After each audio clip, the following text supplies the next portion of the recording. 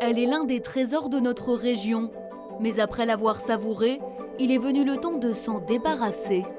Les coquilles de noix, Yannick Rouland les appelle. Le pétrole du Périgord noir. Et pour cause, c'est avec ces petites coques que le nuciculteur se chauffe. Dans son garage, une chaudière biomasse. Les coquilles arrivent par ici, depuis le silo que l'on vient de garnir. Donc elles arrivent là et elles rentrent dans le foyer. Pour 20 tonnes de coquilles, ce sont 2 maisons, 2 gîtes et une piscine qui sont chauffées toute l'année.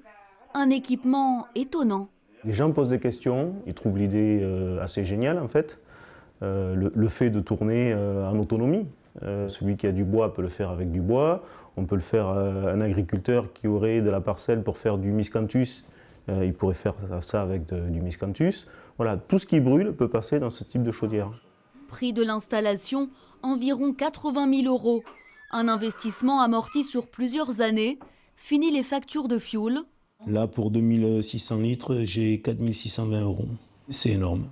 Au prix parfois démesuré. Entre les économies que l'on fait sur l'achat du fioul, sur l'électricité des chauffe-eau électriques, c'est que du plus. Et c'est du plus 100% local en plus. Une trouvaille ingénieuse qui a inspiré la mairie de Sainte-Mondane. Ici, on achète les coquilles, mais on reçoit aussi de nombreux dons des habitants. Ah, tu veux porter des coquilles? Je te livre un sac de coquilles. Ah, mais c'est gentil. Une énergie presque collective. Ça alimente notre chaufferie. Et avec ça, on chauffe la salle des fêtes, l'école, la mairie. Sainte-Mondane est aujourd'hui la première municipalité de Dordogne à utiliser la noix pour se chauffer.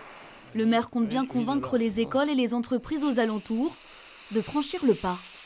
Avec le réchauffement climatique, tout ce qui est les problèmes qu'il y a à l'écologie, voilà, il faut envisager de faire autre chose.